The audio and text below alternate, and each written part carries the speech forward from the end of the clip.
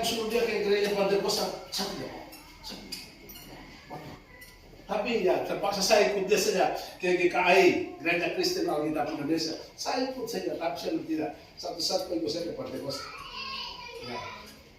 Jadi waktu berjalan, Tuhan buat perkara itu luar biasa.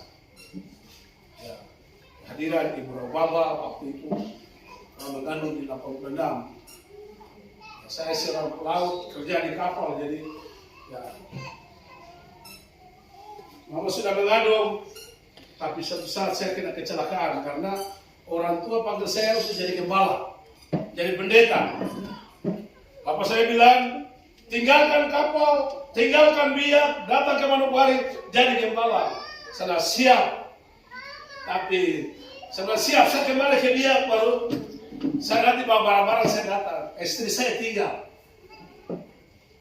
Waktu naik di Pelabuhan Manokwari, saya sudah selamat tinggal Manokwari.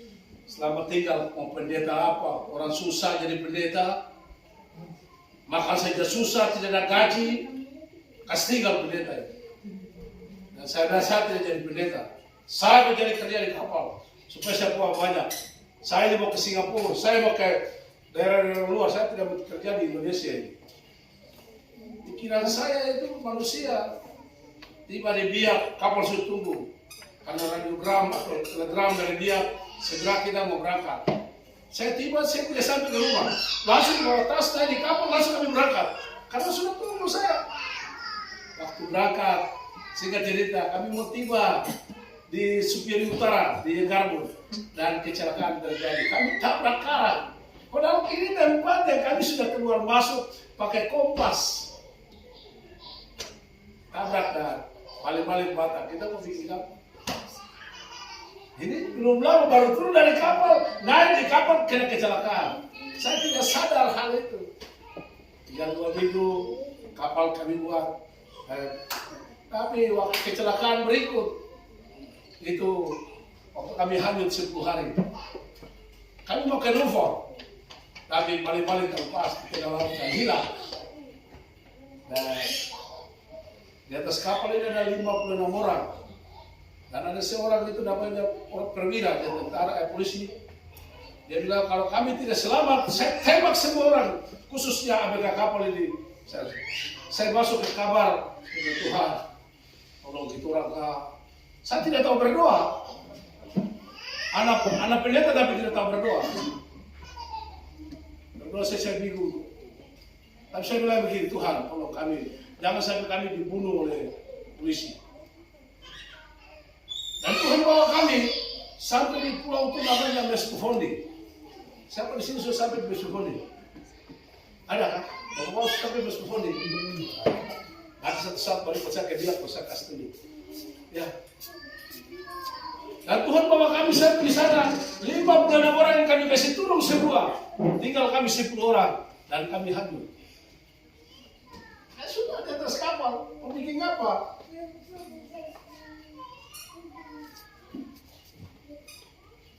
Hari pertama, hari kedua, hari ketiga, hari keempat, hari kelima.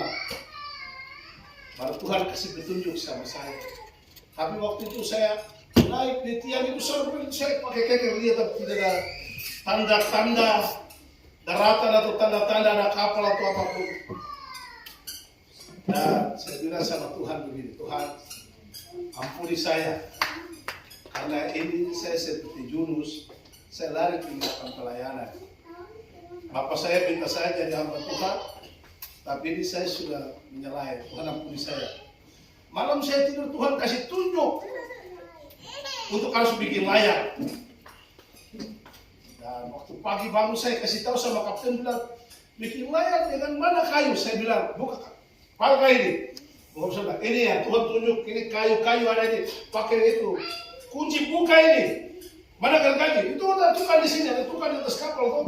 Oh iya ada gergaji. Sudah kerja baru ini orang Nufor ada 3 orang jadi memang bikin layar ini. Terpal kami potong dan bikin itu layar 3 sesuai dengan petunjuk Tuhan. 1 depan, 1 tengah, 1 di belakang, 2 di depan, 1 di tengah. Dan 3 layar itu lah.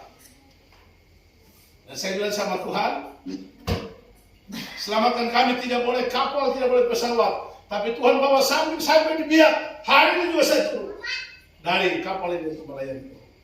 Tepuk tangan buat Tuhan Yesus. Hebat.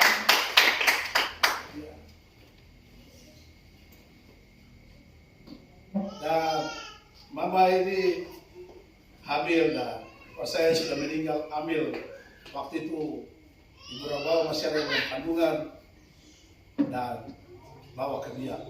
Hamil sudah berapa? 6 bulan bawa ke Biak. Itu saya sudah tiba tuh belum? Ya karena saya masih dalam, orang masih cari kami.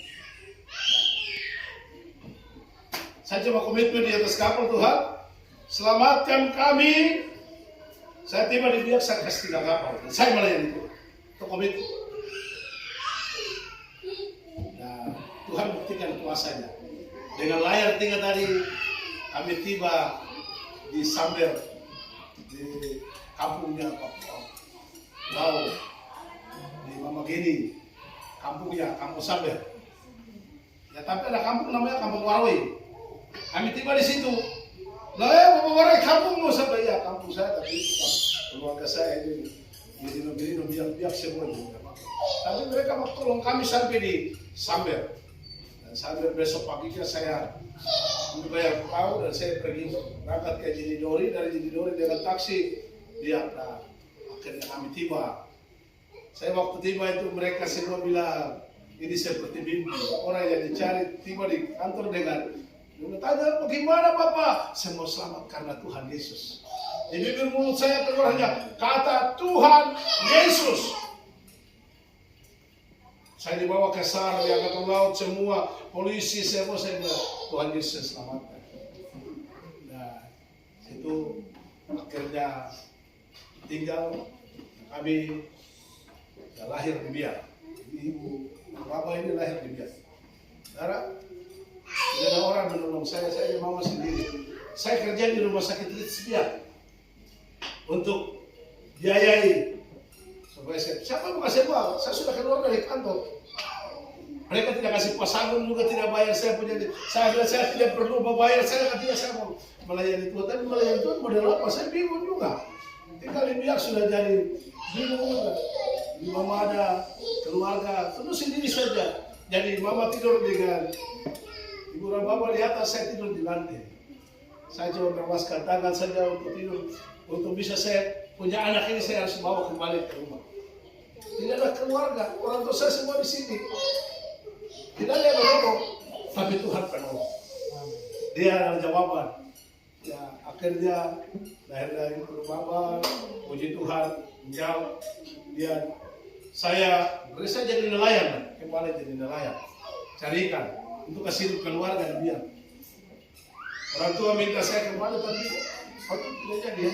Mau saya kerja di perusahaan PT Waponga Mutiara Timbers, itu perusahaan triplex di Biak.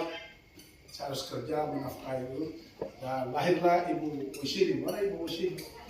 Ah, iya. Mana dia itu? Ya. Insos Biak juga itu. Ya. Ya, jadi ini dua ini yang lahir di Biak. Ya. Jadi cucu-cucunya kan ini bukan proses gampang, 40 tahun. Pernikahan ini bukan gampang-gampangan. Ada prosesnya cukup panjang. Tinggal sewa rumah. Saya harus bantu tulang makan. Saya harus simpan makanan dari tempat kerja untuk masih makan istri. Karena membeli beras saya susah. Gaji coba 7.500. Bayangkan 2 minggu baru 7.000. 1 bulan itu 15.000. Bayar kos 15.000 1 bulan. Jadi gaji yang 15.000 harus bayar kos 15.000. Dapat kosong. Mau minta uang sama siapa, minta makan sama siapa. Tapi Tuhan pelihara. Bayangkan sampai hari Minggu saya pergi kerja. Karena harus lembur supaya dapat uang bisa kasih makan keluarga. Pergi ke sana baca gereja puji saya bilang Tuhan Yesus ampuni saya. Kenapa saya harus datang kerja hari Minggu? Tuhan ampuni saya. Saya takut kerja. Tapi yang penting cengok dalam tidur saja. Orang lain saya bayar saya tidur. Yang penting saya bisa pulang, saya bisa berkat. Tapi Tuhan tahu hati. Ya proses dari 2 anak Dan saya dipindahkan lagi dalam pekerjaan kerja di Tip Top itu pemeliharaan ikan hias. Tapi kerja di PT Wapoga itu saya kerja pasang bom. Jadi kalau pasang bom saya bisa pasang. Mau kasih hancur rumah, mau kasih hancur apa saya bisa kasih hancur. Karena saya punya pengalaman. Makanya saya kasih firman itu bom terus. Ya. Makanya dinamit yang saya pakai ini firman Tuhan. Jadi saya lihat betul. Karena saya suka pasang dinamit. Kalau pergi di biak, kalau lihat kapal mau masuk di sini, rep panjang yang putus itu saya pasang, kasih meledak. Saya pulang malam itu bawa ikan ya, ikan melana besar ini. Mereka kira ini ikan apa katanya. Mau bantu saya punya ulang tahun dia kaget, wah ini ikan apa ini? Saya bilang ya sudah ini untuk ulang tahun. Ya, karena prosesnya cukup panjang. Dari 2 anak akhirnya kami harus berangkat ke Manokwari. Saya komitmen tidak. Saya bilang sama Bapak Manggara waktu itu Bupati Biak, saya bilang Bapak saya mau pulang ke Manokwari. Dia bilang wah ini masih kerja, kami butuh. Saya mau pulang. Kenapa? Saya mau melayani Tuhan. Oh kalau melayani Tuhan pergi saja. 86 ya. 87 kami tiba di Manokwari dan dalam pergerakan api Pentakosta. Hari ini saya tidak lihat kegerakan itu terjadi. Bayangkan setiap hari baptisan air. Gereja Sion Sanggeng, gereja Otto Gessler, gereja Manyosi. Akhirnya saya harus disidang. Karena baptisan air itu seperti orang datang kepada Tuhan itu. Begitu kita tidak panggil mereka, tapi Roh Tuhan bawa orang datang terus datang. Setiap hari layani, yang sakit, yang sudah mengalami kemalangan, tapi ditolong oleh banyak orang ejek bertobat. Orang dia pikir apa? Dia bertobat. Kenapa ada? Saudara saya itu kami datang melayani. Dia bilang, kami di GKI, kami sudah baptis, orang tua tidak sampaikan ini. Kenapa saya tidak kasih tahu waktu kita masih di supaya tapi dia mau marah, bapaknya mau pergi, Bapak jangan pukul dia, biarlah nanti perlu satu saat pulang sekolah ya, dalam kondisi mabuk, dia tidur dan Roh Kudus jamah dia bertobatlah kamu, kerja surga mereka, haleluya. Nah itu, jadi pergerakan 87, 88, 89.